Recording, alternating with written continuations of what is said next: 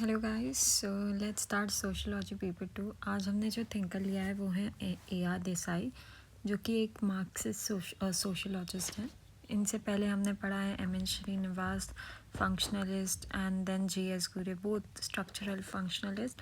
Some says about micro view, some says about macro views, a world view, some says about micro view, book view, field view, ये सारी चीज़ें. और दोनों ने ही field view भी की है, टेक्सचुअल व्यूज़ इन सबको बताया है.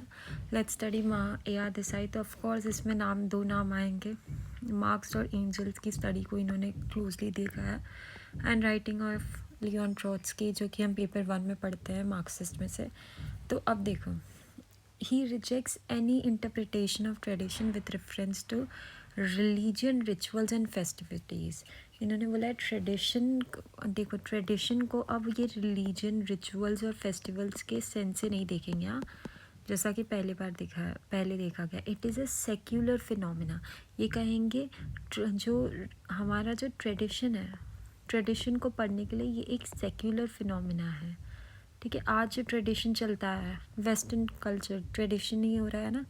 ये सारी चीज़ें हम सेक्युलर टर्म में भी देख सकते हैं, ना कि किसी एक रिलीजन में जाके. ही फाइंड इट्स, आज देख लो, मुस्लिम रिलीजन हो, हिंदू रिलीजन हो, सिख रिलीजन हो, तीनों ही सेक्युलर व्यू पॉइंट रखते हैं ना.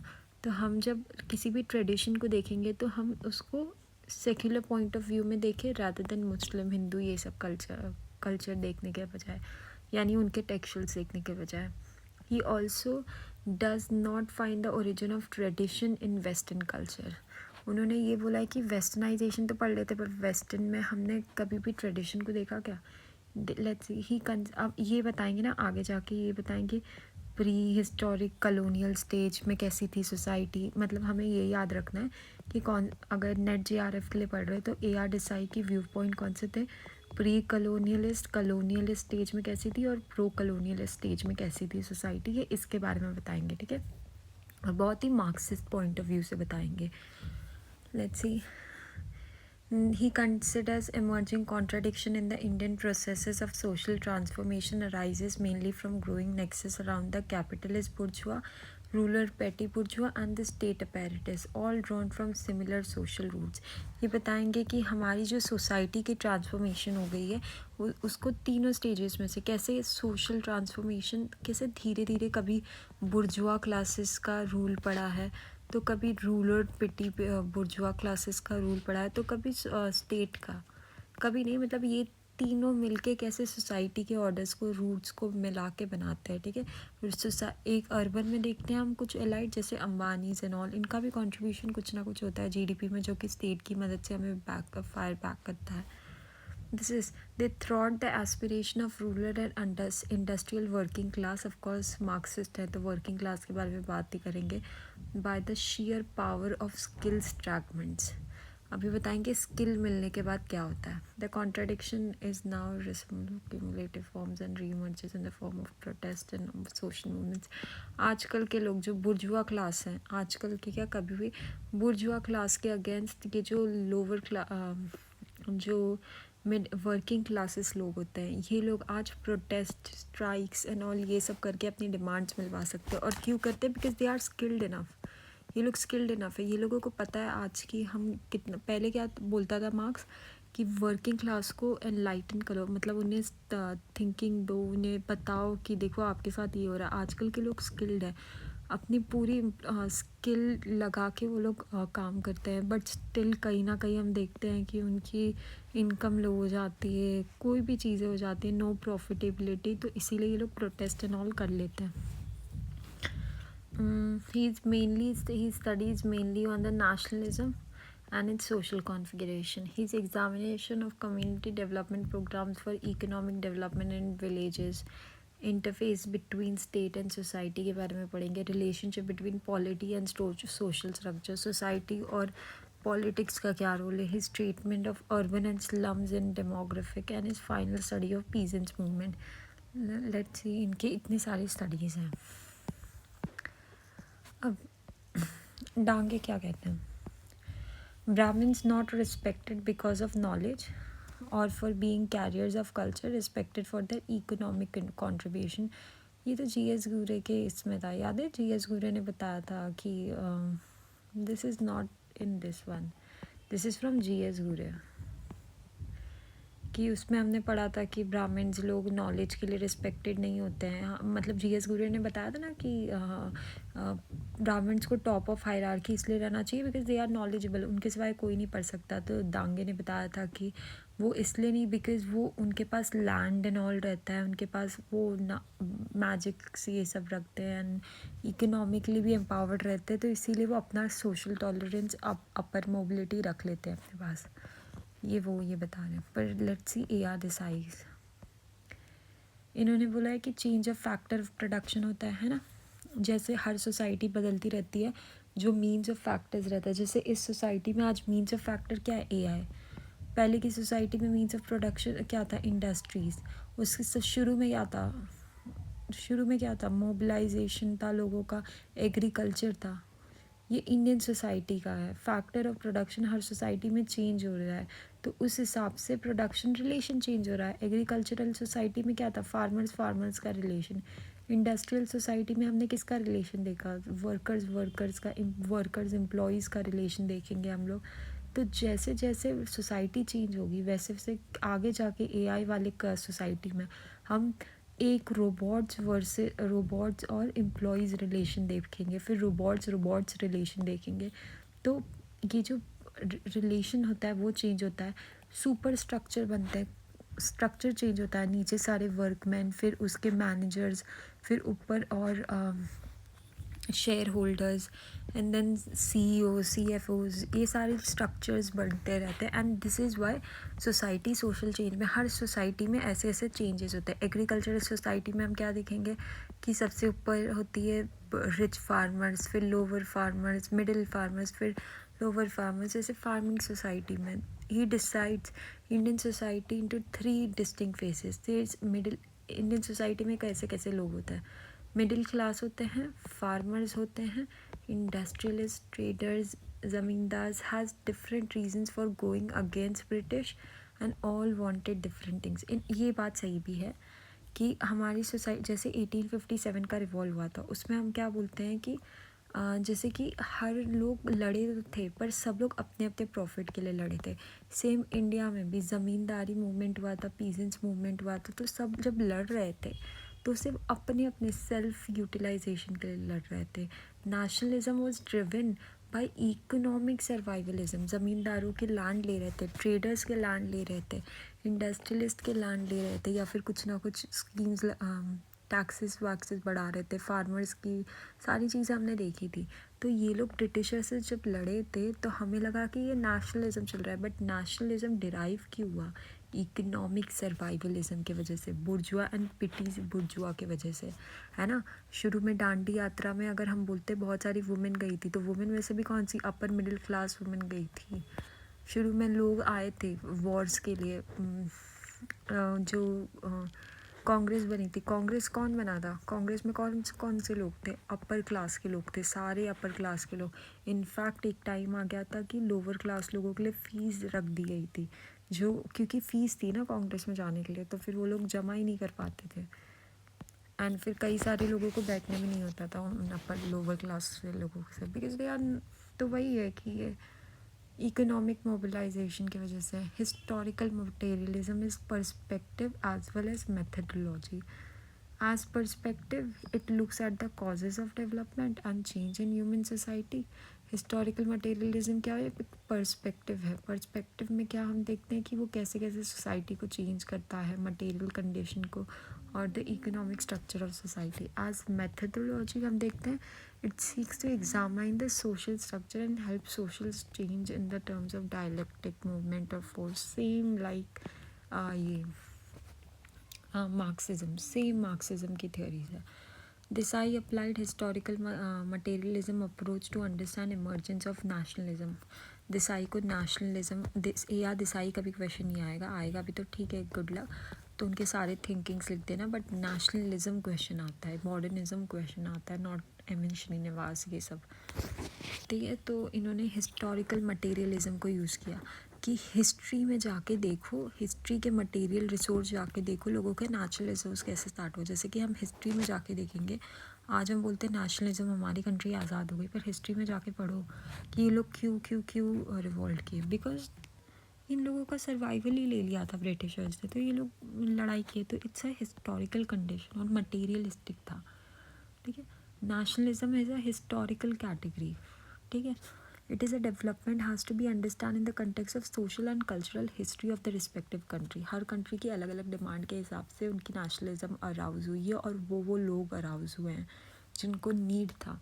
Emerge in the social world with a certain stage of evolution of life and community when a certain historical condition or both objective and subjective have matured. जब आपकी एक particular condition को harm किया जाए तब जाके होती है। इनकी बुक थी social background of Indian nationalism. British rule destroyed the pre capitalist form of production, जो कैपिटलिस्ट फॉर्म ऑफ प्रोडक्शन चल रहा था उस टाइम सोसाइटी में, and introduced modern capitalist property relation which paved the way of rise of nationalism. पहले pre capitalist form कैसा चलता था, merchants, money lenders, zamindars, farmers, यही था हमारी सोसाइटी में। फिर इंट्रोड्यूस हुआ मॉडर्न कैपिटलिज्म, जैसे कि ISPCS के फोर्स, गवर्नमेंट फोर्सेस बना देना, मिलिट्रिज्म बना देना, ठीक है। फिर एडमिनिस्ट्रेटिव प्रॉपर मैनेजर, ये सारी चीज़ें इंट्रोड्यूस करना। पहले दीवान में बांधता ना।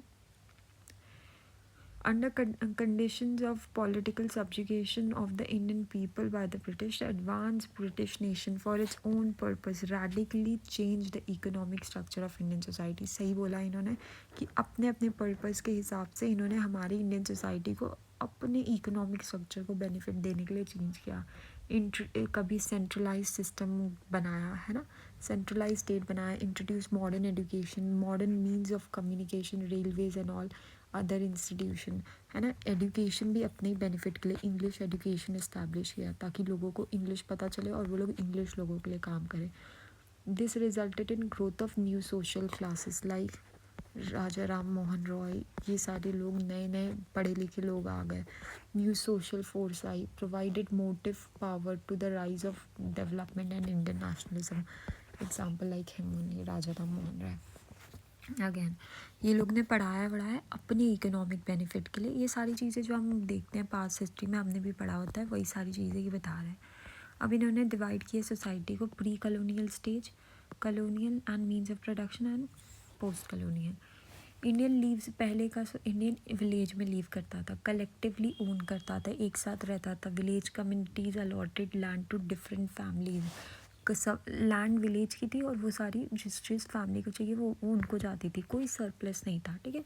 नो सरप्लस, ये याद रखना। सेल्फ सफिशिएंसी फिर भी थी, they themselves decided what to grow based on needs. Transportation नहीं था, आर्टिजन्स, क्राफ्ट्समैन, ये सारी चीज़ थी, ये सबको काइंड में मिलता था। जैसे कि तुम्हें चावल की नीड है, चलो ले लो, मतलब एक चावल लेने के बदले जो मुझे चाहिए होगा उसके बदले पैसे के बदले वो दे दो। कॉमन इकोनॉमिक नेसेसिटी थी, no not a common village identity was a responsible for unity, ठीक है। Reciprocity was stabilise by caste system. Reciprocity किस पे स्टेबलाइज थी, मतलब सोसाइटी क्यों स्टेबलाइज थी, क्योंकि कास्ट सिस्टम था, सबको अपनी अपनी हद में रहना चाहता था कि ठाकुर कास्ट ये होता है, चमार कास्ट ये होता है, लोअर कास्ट, ऐसे ऐसे कास्ट होता है ना, हमने पहले भी पढ़ा था। तो सबको GS घूरे भी तो सेम लाइन बोलते हैं कि कास्ट सिस्टम की वजह से सोसाइटी में सोशल ऑर्डर होता है, राइट। सेम चीज़ ये भी बोल रहा है कि कास्ट वॉज इकोनॉमिक नेसेसिटी, उस टाइम की नेसेसिटी थी। इन्होंने पहले ही बोल दिया था AR देसाई ने, सोसाइटी अगर स्टेबल है तो वो अपनी इकोनॉमिक नेसेसिटी की वजह से सोसाइटी, नेशनलिज्म भी अराउज हुआ क्योंकि उसकी इकोनॉमिक नेसेसिटी थी, and village was the economic necessity. ROP based on reciprocity, so no conflict, ठीक है। The social and legal process of village life were governed by ancient caste and village panchayat. उस time की cast और village panchayat चलाती थी, सारे lands इन्हीं के हाथ में थे, जिसको जिसको ऑर्डर था। This I call this as feudalism, not primitive communism. पर ये इन्होंने दूसरों से फ़र्क बताया। मार्क्सिस्ट क्या बोलते हैं, primitive communism society, communist society थी पहले वाली सोसाइटी, उसके बाद फ्यूडलिज्म एंड ऑल, तो इन्होंने बोला ये फ्यूडलिस्ट सोसाइटी थी। और फिर जाके in India capitalism replaced feudalism, in west capitalism rise out of ruins of feudalism. क्या बोलते हैं, इंडिया में फ्यूडलिज्म एग्जिस्ट करता था, उसको रिप्लेस किया कैपिटलिज्म ने, राइट। और वेस्ट में कैपिटलिज्म का राइज हुआ to to displace the feudalistic approach, जो कि हम मार्क्सिस्ट में ही पढ़ेंगे। फ्यूडलिज्म को हट रिप्ले राउ कैपिटलिज्म का देखो यहाँ पे पहले राइज हुआ था कैपिटलिस्ट क्या होता है, यहाँ पे राइज हुआ था, अराउज हुआ था, पैदा हुआ था कैपिटलिस्ट व्यू। और यहाँ पे तो एक्सचेंज कर दिया, सीधा ही एक्सचेंज कर दिया, यहाँ पे पैदा नहीं हुआ था। पहली बात तो ये याद रख लेना, पैदा यूरोप में हुआ था। मेटकाल्फ क्या बोलते हैं, sir Charles Metcalfe said that the Indian villages were little republic. ये लाइन लिखना है आपको, रूलर में कम एंड रूलर में go but village communities continues as the character forever, है ना। हिंदू रूलर्स अपना टैक्स कलेक्ट करते थे विलेजेस में in form of goods, provided irrigation, protected land from order. Muslims भी जब इन्वेड करके आए तो वो लोग ने भी कलेक्टिव लैंड लॉर्डिज्म, मतलब विलेज सोसाइटी हमारी तब तक थी, वो तो कॉलोनियल स्टेज में आने लग गई, शिफ्ट होने लग। अर्बन सेंटर्स भी 3 टाइप के थे, political importance, religious importance, commercial significance. NCERT पढ़ोगे तो आपको पता चलेगा कि मंदिर जो थे वो भी बने थे फॉर कमर्शियल इकोनॉमिक बेनिफिट। एक मंदिर भी किसी गांव का काम करता था, तो वही बात करता है कि अर्बन सेंटर्स भी पॉलिटिकली इम्पोर्टेंस है, रिलीजियसली और कमर्शियली से। Villages, no transport, no technology, no innovation और initiative. However, Desai argued that the most striking feature of the urban industries was the extremely limited character of their market. देखो, urban industries का सबसे ये limited character क्या था, मतलब negative क्या था कि अर्बन सोसाइटी में जाओ तो, पर वो वही एक्सट्रीमली लिमिटेड कैरेक्टर, मतलब एक ही चीज़ को प्रोड्यूस इंडस्ट्रीज़ किए जा रहे हैं। ऑफकोर्स इंडस्ट्री एक बड़ी फैक्ट्री है, वो एक ही गुड को तो प्रोड्यूस करती जाएगी, तो ये उसका लिमिटेड फैक्टर था। पर वहीं गांव में चले जाओ, गांव में कोई एक खेती बाड़ी का, साग का ये करता है, वो करता है दूसरा। This was due to the fact that they did not produce any articles of daily use for the common people but function to meet the specific needs of the. ये देखो क्यों, इन्होंने क्या बोला कि अगर तुम सोसाइटी ये इसमें जाओ, अर्बन सोसाइटी में एक फैक्ट्री है शू बना रही है, दूसरी फैक्ट्री है पनीर बना रही है, समझो पनीर का बेस्ट एग्जांपल है। पर ये पनीर तब तक ही बनाएगी जब तक रूरल सोसाइटी, क्योंकि ये लोग तो गाय भैंस पालते नहीं हैं, जब तक रूरल सोसाइटी अपने गाय भैंस का प्रोड्यूस भेजेगी। ये लोग मतलब डिपेंडेंट हैं इन्हीं रूरल एरियाज़ पे, ये बात बताएंगे। इसके बाद बताएंगे कि रूरल की इम्पोर्टेंस क्या, कितनी सही है। तो यही ये बताते हैं, अगर गांव में एक इंसान है वो सेल्फ सफिशिएंट होता है अपने हर एक चीज़ के, लैंड है उसके पास, कुछ भी उगा दे, कुछ भी कर दे ये आज, वो सेल्फ सफिशिएंट इंसान बैठा है। पर वहीं अर्बन में ऐसा नहीं है। यहाँ पे अर्बन सोसाइटी में produce luxury articles from artistics, wealthy merchant strata of society, equipment for the army, weapons and war undertook. मतलब देखो क्या क्या बना रहा है, वेल्दी मर्चेंट्स बनाते हैं, वेल्दी मर्चेंट्स कोई आर्ट एंड ऑल ये सब बनाएगा, फिर आर्मीज़ के लिए वेपन्स बनाएंगे, फिर कंस्ट्रक्शन ऑफ मिलिट्री फोर्ट्स ये सब बनाएंगे, palaces, temples, monuments, rare engineering like Taj Mahal और ये सब बना रहे हैं। खाने पीने का प्रोड्यूस कहाँ है, वहीं पे तभी तो एक रिलेशन था with of different families were govern by village community and the caste. All three, the family, caste and the village community, maintain ideological control over the individual who was bound to conform to their standard। यही है conformity का। और वहीं पे एक गांव में देखो, गांव में एक फैमिली के हर एक बच्चे पर उसका विलेज वाला भी, जैसे गांव में चले जाओ किसी पे कुछ हो जाए, दूसरा इंसान किसी भी घर का होगा, अरे ये मेरे गांव का भाई है, हमारा भाई है, ऐसे ऐसे होता है उधर। तो गांव में क्या होता है, फैमिली, उसका कास्ट वाले लोग और विलेज कम्युनिटी, सब लोग एक इंडिविजुअल के लिए रिस्पॉन्सिबल होते हैं, है ना। ये इम्पोर्टेंट है। ये वाला पॉइंट आप बहुत अच्छे से लिख सकते हो। ये वाला पॉइंट जो है ना, इसको आप उसमें लिख सकते हो। देखो ये सारे पॉइंट्स आपको लिखने नहीं हैं एक जगह पे, कभी भी ऐसा नहीं आएगा यार देसाई के लिए। मैं बता रही हूँ कि ये सारे पॉइंट्स आप यूज़ समझो। जैसे कि ये ऊपर वाला पॉइंट, इसको आप लिख सकते हो कि अर्बन और या देसाई ने बताया कि अर्बन और रूरल सोसाइटी एक दूसरे पे डिपेंडेंट थी, क्योंकि अर्बन सोसाइटी सिर्फ luxury products and all sufficient नहीं थी। जैसे कि डेयरी प्रोडक्ट्स उसको जब तक मिले ना डेली यूज़ के लिए, मतलब गांव से आए ना, या फिर कोई जैम ही बनाने वाली फैक्ट्री, जैम के लिए जो भी चाहिए रहेगा, स्ट्रॉबेरीज एंड ऑल, ये सारी चीज़ें जब तक एग्रीकल्चर से आए ना, एग्रीकल्चर कहाँ है, विलेज में है, तो ये सारी, और वहीं पे और फिर दूसरी ये चीज़ बता सकते हैं हम, एक इंडिविजुअल सोसाइटी, एक इंडिविजुअल का माइंड ना कि सिर्फ वो चलाता है, ना कि सिर्फ फैमिली से शेप होता है, बल्कि कास्ट से शेप होता है, उसकी विलेज कम्युनिटी से शेप होता है। ये हम लोग पेपर 1 में बहुत इजीली लिख सकते हैं, ठीक है। देसाई और पेपर 2 के भी थिंकर को आप यूज़ कर रहे हो। Paper Desai argues that such autonomous, self sufficient and self absorbed village over a period of time became the citadels of economic stagnation, social relation and cultural blindness. अब देखो इन सब को ही ले लिया जाएगा बाय कॉलोनियल सोसाइटी, आगे इतनी सेल्फ सफिशिएंट थी कि इनको ही ले लिया जाता है। चलो ठीक है, let's take this in part 2। Colonial colonial पढ़ेंगे, पोस्ट कॉलोनियल पढ़ेंगे और क्रिटिक्स पढ़ लेंगे, एंड दिस वन। ओके, चलो बाय। Let's not